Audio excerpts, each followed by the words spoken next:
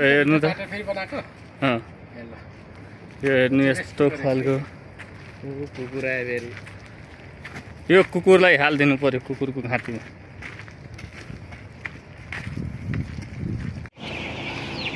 आज चाहिँ यो कुखुरा फर्मभित्र चाहिँ एकदमै ठुलो साप पसेको छ। त्यो सापलाई चाहिँ हामी उद्धार गर्नु लागिराखेका छौँ। तपाईहरुले पनि हेरिदिनु होला अनि के कस्तो लाग्छ। यो मेरो देउमै अफिसियल युट्युब च्यानललाई पनि लाइक कमेन्ट सेयर सब्स्क्राइब गर्नु नभुलिदिनु होला। साथै हजुरलाई म देखाउने छु साप कहाँनिर छ र कत्रो छ भनेर चाहिँ तपाईहरुलाई हेर्नलाई एकदमै ताजुब भइसकेको होला। तर तपाईहरुलाई म पक्कै पनि देखाउने छु। यो चल्ला चाहिँ खाएर बसिरहेको छ। त्यो सापले चाहिँ मैले जहाँसम्म देखे अनुसार र सुने अनुसार चाहिँ त्यो सापको चाहिँ मान्छेले टोक्यो भने विष त लाग्दैन, तर एकदम दुखाइ चाहिँ धेरै हुन्छ अरे भन्ने कुरो चाहिँ सुन्छु। तर भरसकै हामी एकदम जोगेर, हामी हुनु त रेस्क्यु गर्ने टिम त होइन, साप ठुलो साप नमार्नु अरे भन्ने हिसाबले अब यहीँ राख्यो भने राति आउनुपर्छ। त्यही कारणले बाइचान्स राति उतै ठुङ्छ भनेर चाहिँ यसलाई चाहिँ अलग्गै हामी रेस्क्यु गरेर चाहिँ हामी निकाल्नेछौँ। तपाईहरुलाई म देखाउन चाहन्छु है त। अब कहाँनिर छ भन्दाखेरि यहाँनिर छ है, यहाँनिर छ। तपाईलाई नजिकैबाट देखाउने कोसिस गरिरहेको छु। अब यो सापलाई चाहिँ एकदम हामी निकालेर चाहिँ यसलाई चाहिँ उद्धार गर्नेछौँ। तपाईहरुले हेरिदिनु हुन्छ भन्ने आशा र अपेक्षा राख्दै जताबाट हेर्दै हुनुहुन्छ हजुरले चाहिँ मेरो भिडियोलाई चाहिँ लाइक कमेन्ट गरिदिनु होला। यहाँनिर छ है, यहाँनिर छ एकदमै लाटो।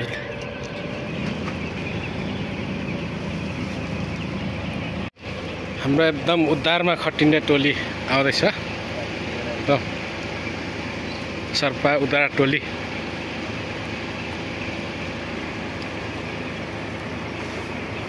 ल यहाँ मलाई यहाँ भिडियो गर ल। यता बस्नु पर्यो।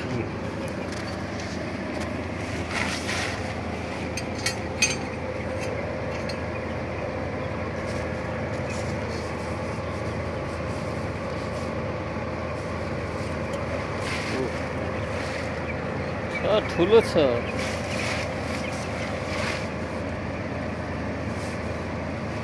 त्यो अहिलेसम्म कुखुरा खाएको छैन। खाएर चाहिँ गएर बस्यो।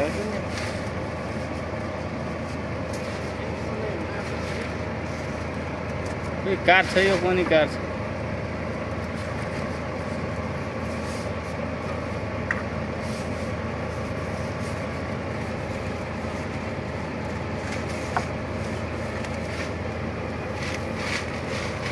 खाएको छ कुखुरा खाएको छ।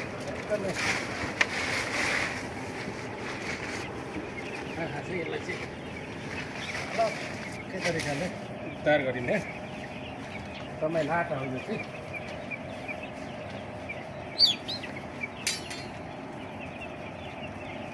ल बोल्यो खाएको छ। यो चाहिँ यो साप चाहिँ मार्नु हुँदैन, एकदमै ठुलो छ। पेट हेर्नु त्यसको, पेट कुखुरा खाएर छ।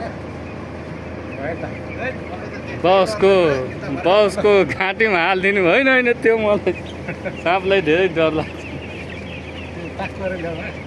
हामी उद्धार गर्दैछौँ। उद्धार गरेको हजुरले हेरिदिनु होला।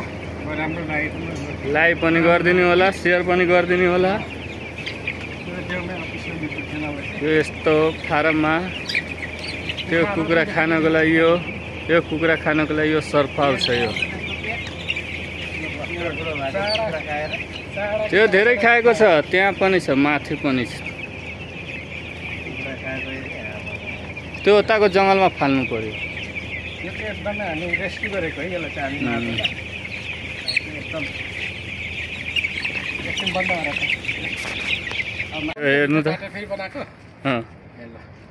यो हेर्नु यस्तो खालको कुकुर आयो फेरि। यो कुकुरलाई हालिदिनु पर्यो कुकुरको घाँटीमा।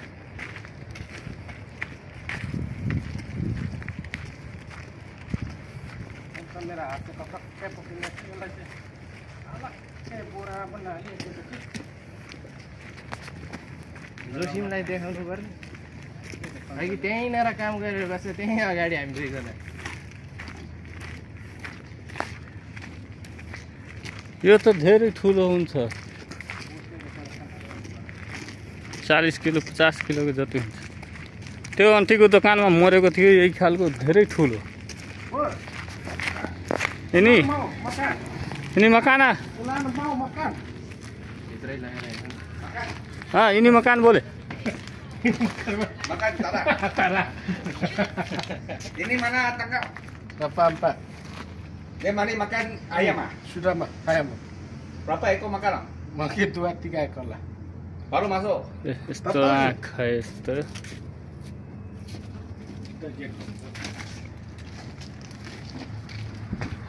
ल अब त बाहिरको जङ्गलमा हाल्न लाग्यो ल